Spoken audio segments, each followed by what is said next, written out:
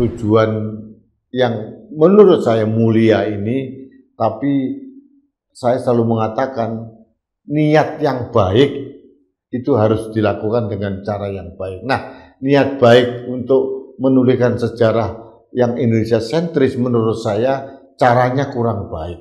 Terlalu berpihak, dicurigai ada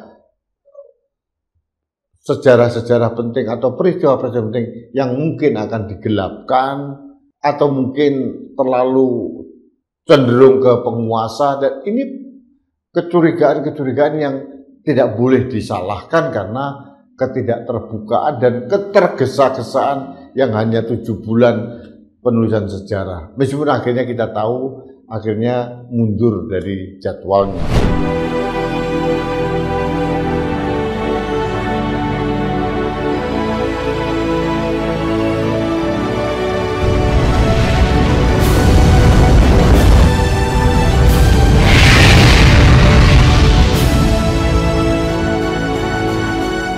Halo sahabat Indonesia, kita bertemu kembali dalam Opini Rudy di Anak Bangsa Channel. Sebelum Anda mengikuti opini saya, mohon Anda berkenan untuk subscribe, bunyikan loncengnya, like, share, dan komen. Dukungan Anda sangat kami harapkan untuk memberikan semangat kepada kami bersuara untuk menjaga Indonesia. Sahabat Indonesia, kali ini saya akan membahas tentang rencana pemerintah CSU Kementerian Kebudayaan, dalam hal ini Menteri Kebudayaan Fadlizon, dalam penulisan ulang sejarah Indonesia, sejarah nasional. Bulan Mei yang lalu dia berapi-api mengatakan bahwa penulisan ulang sejarah ini akan dibuat dengan tema Indonesia sentris, tone-nya positif, dan akan dibuat 10 jilid mulai prasejarah berdasarkan temuan-temuan arkeologi yang baru, kemudian ditulis oleh 100 sejarawan Indonesia. Dan menurut Fadlizon waktu itu, dia mengatakan bahwa penulisan sejarah Indonesia ini merupakan hadiah kepada bangsa Indonesia pada saat ulang tahun kemerdekaan RI yang ke-80 tahun. Artinya waktu itu semua orang berpersepsi dengan narasi Fadlizon bahwa sejarah yang ditulis oleh tim yang dibentuk oleh Fadlizon itu akan selesai pada tanggal 17 Agustus 2025. Tapi janji tinggallah janji.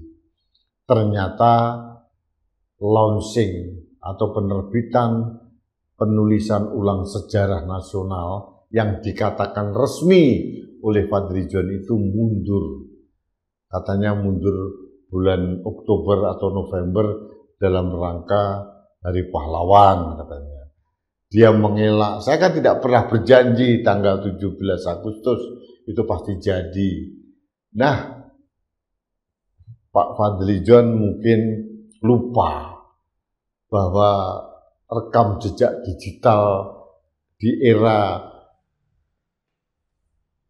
IT atau teknologi informasi sekarang ini sudah begitu canggih. Jadi ucapannya bisa di search di Google kapan, jadi itu Pak Fadlizon lupa. Jadi ya namanya lidah tidak bertulang, begitu mudah memberikan janji dan begitu mudah mengingkari. Tapi tidak ada soal, itu tidak ada masalah. Mungkin saya harus memberikan apresiasi juga, mungkin banyak masukan-masukan dari berbagai pihak, sehingga penulisan sejarah ini harus dikoreksi ulang gitu ya, sehingga hasilnya nanti lebih baik. Nah, saya akan sedikit memberikan gambaran kepada Anda terkait dengan untuk apa sih pemerintah melakukan penulisan sejarah ulang. Saya akan membacakan saja agar tidak salah tujuan yang menurut saya mulia ini, tapi saya selalu mengatakan niat yang baik itu harus dilakukan dengan cara yang baik. Nah, niat baik untuk menuliskan sejarah yang Indonesia sentris menurut saya caranya kurang baik. Terlalu berpihak, dicurigai ada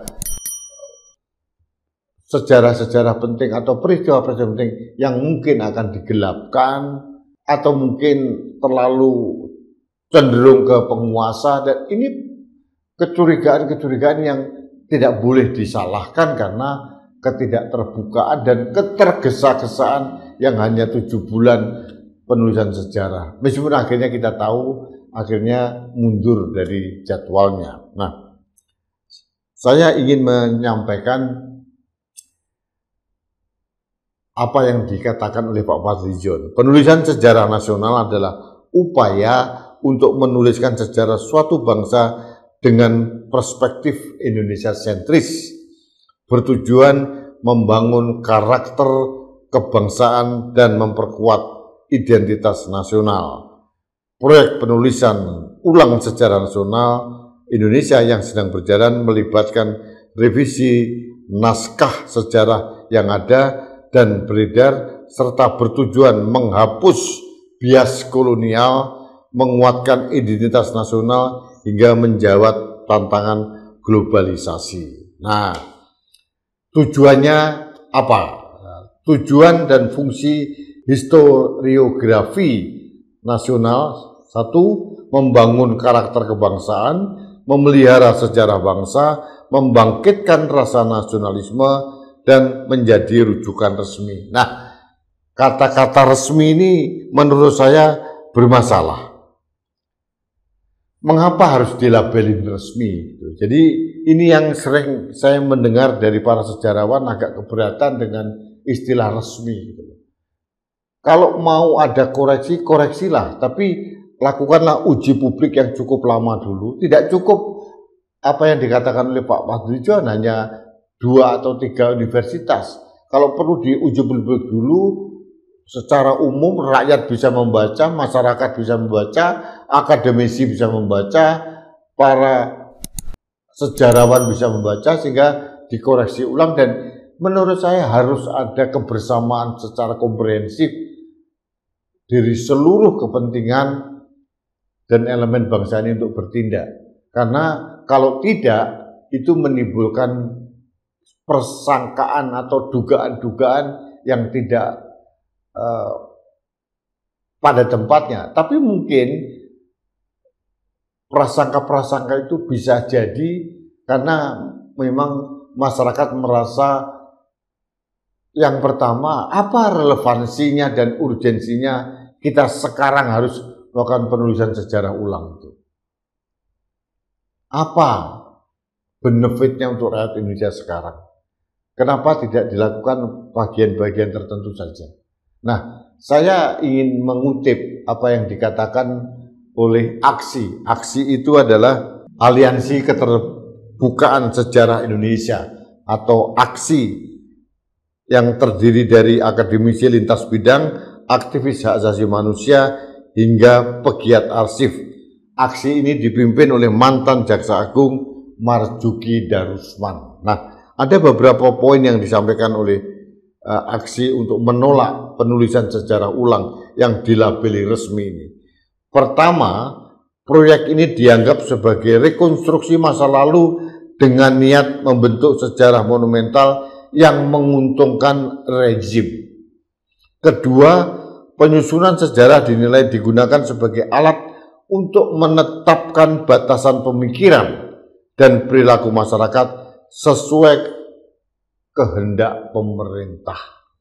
Ketiga, Aliansi Keterbukaan Sejarah Indonesia atau AKSI menyoroti bahaya penguasaan narasi oleh negara yang membuka jalan pada otoritarianisme, bahkan totalitarisme yang mungkin terjadi. Keempat, proyek ini dinilai mengkhianati semangat kerakyatan yang telah menjadi kekuatan historis bangsa.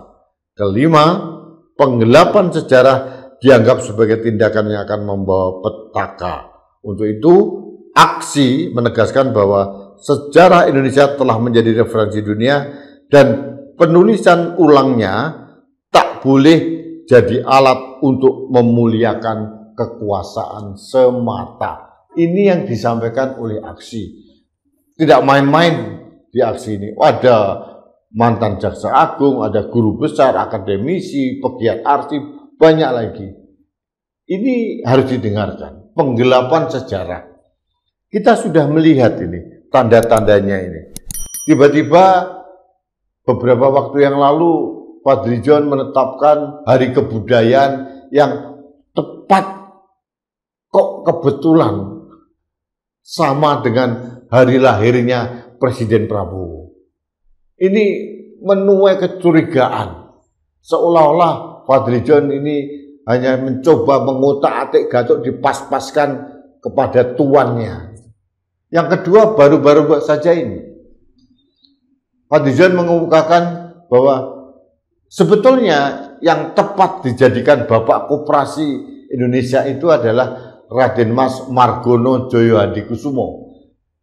Margono Djoyo Hadikusumo itu adalah kakek dari Presiden Prabowo Subianto. Fadly-John mengatakan Bung Hatta yang selama ini sudah kita tahbiskan menjadi Bapak Koperasi Indonesia, menurut Fadly-John lebih tepat disebut dengan Bapak Ekonomi Kerakyatan. Nah, ini sebetulnya ketakutan-ketakutan dari masyarakat maupun dari pihak aksi akan adanya penyelewengan-penyelewengan terhadap peristiwa-peristiwa. Saya pernah mendengar bahwa penulisan sejarah ini akan ada tone positif. Kalau menurut saya, sejarah itu harus ditulis apa adanya. Ada pergerakan-pergerakan yang mungkin tone-nya negatif harus disampaikan sebagai pembelajaran kepada anak cucu kita nanti, supaya ini loh pernah terjadi peristiwa yang gelap, contohnya tentang misteri peristiwa G30S, gerakan 30 September. Sebetulnya lebih tepat gerakan 1 Oktober karena penculikan para jenderal itu dilakukan tanggal 1 Oktober dini hari. Kemudian waktu itu yang didiskreditkan adalah PKI. Pertanyaannya, benarkah hanya PKI yang terlibat? Atau jangan-jangan ada plot twist yang lain? Nah, setelah itu Presiden Soekarno kemudian dijadikan tahanan kota. Beliau bapak bangsa, proklamator kemerdekaan Republik Indonesia, pejuang yang menjadikan Indonesia ini ada, diperlakukan dengan sangat tidak manusiawi menjelang beliau wafat tahun 1970. Ini fakta, menyakitkan memang, tapi harus disuarakan agar anak cucu kita lagi tidak melakukan hal yang sama kepada pemimpin-pemimpinnya, kepada tokoh-tokoh yang berjasa. Setelah itu, pasca pemberontakan G30S, terjadi pembantaian orang-orang yang disinyalir anggota PKI atau mungkin yang terafiliasi dengan PKI. Konon jumlahnya banyak sekali. Ada yang mengatakan 500.000, ada yang mengatakan 2 juta. Ini kan belum pernah diungkap dengan detail. Kemudian ada lagi tahun 80-an 3 awal atau mungkin sampai tahun 4. Ada peristiwa Petrus, penembakan misterius, yang dimana orang-orang yang disangka preman itu dibunuh secara terbuka. Meskipun saya sebagai rakyat mengerti bahwa itu adalah efek jera atau shock terapi kepada para penjahat-penjahat. Tapi mungkin dari persepsi hak asasi manusia berbeda sekali. Belum lagi peristiwa kerusuhan Mei 98.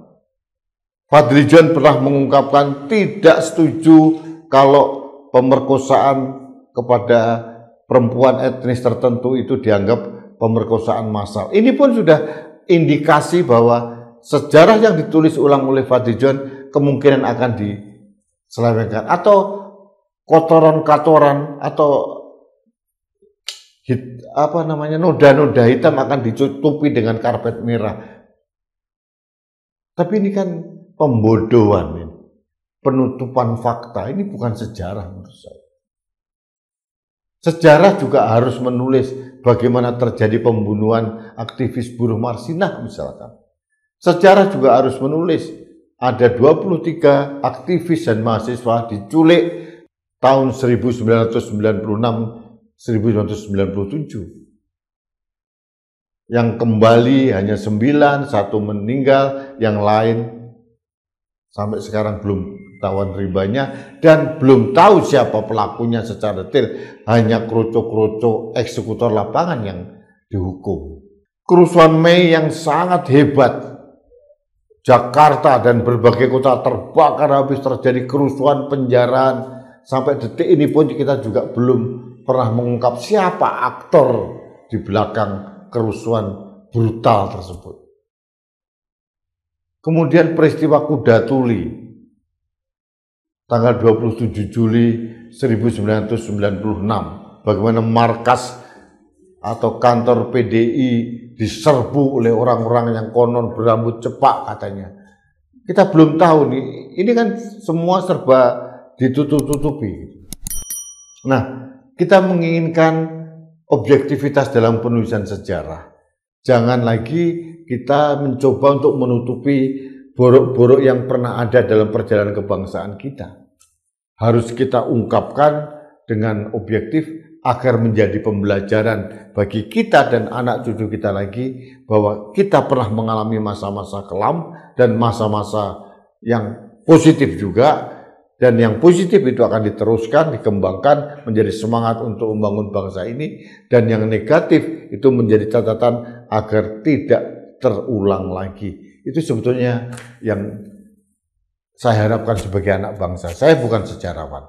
Nah, untuk itu mungkin mulai minggu depan saya akan mengundang beberapa sejarawan atau pegiat sejarah atau peneliti sejarah untuk berdiskusi dengan saya terkait dengan rencana penulisan sejarah ulang nasional ini, agar kita mendapatkan perspektif yang lebih konkret, yang lebih akademis, dan lebih mempunyai bobot yang lebih tinggi. Dan kali ini saya hanya bersuara sebagai masyarakat, sebagai rakyat jelata yang memotret ada kejanggalan, keanehan dalam program pemerintah dalam penulisan sejarah ulang.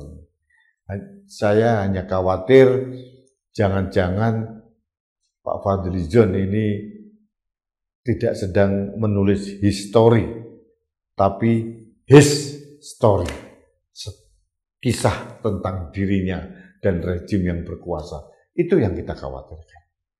Sobat Indonesia, ini perspektif saya tentang rencana pemerintah untuk penulisan ulang sejarah nasional kita. Saya mendukung sebetulnya, sangat mendukung, tapi jangan buru-buru, libatkan semua stakeholder, para ahli, dan adakan uji publik yang punya rentang waktu yang cukup lama. Toh kita nggak punya target apa-apa, biarlah setahun, 2 tahun, kemudian nanti setelah ada masukan dari berbagai pihak, lalu sejarah itu ditulis, inilah sejarah kita. Dan jangan sampai nanti anak cucu kita bingung mana sejarah yang benar. Di sisi lain saya setuju juga tentang koreksi bahwa Indonesia tidak pernah dijajah Belanda 350 tahun, ya karena waktu itu kita belum ada negara. Yang dijajah hanya kerajaan-kerajaan atau kesultanan kecil-kecil di tanah air, dan tidak semua wilayah di Indonesia juga dijajah oleh Belanda. Koreksi-koreksi ini perlu kita hargai, tapi saya hanya mengkhawatirkan jangan ada peristiwa-peristiwa gelap yang dicoba untuk ditutupi hanya sekedar ingin tone positif Indonesia sentris. Bukan itu maksud saya. Biarlah sejarah itu apa adanya, objektif, dan kita bisa belajar dari sejarah yang baik akan kita teruskan, memberikan semangat kita untuk membangun Indonesia, dan yang jelek itu menjadi catatan kita agar kita tidak mengulangi hal yang sama. Itu yang ingin saya sampaikan dalam opini saya terkait dengan rencana atau batalnya launching penulisan sejarah ulang ini, yang katanya awalnya akan di launching tanggal 17 Agustus, tapi ternyata oleh Pak Fadil diingkari sendiri akan di launching Oktober atau November. Bagi saya tidak terlalu penting itu. Menurut saya nggak perlu Oktober November lah. Waktunya diundur lagi lah biar ada uji publik yang lebih komplit, yang lebih komprehensif, dan sehingga kita bisa menghadirkan sejarah Indonesia yang baik, benar, objektif, dan berdasarkan fakta yang sebenarnya akan menjadi bahan pembelajaran yang terbaik buat anak cucu kita nanti. Terima kasih, kita bertemu kembali dalam Opini Rudi selanjutnya. Sampai jumpa.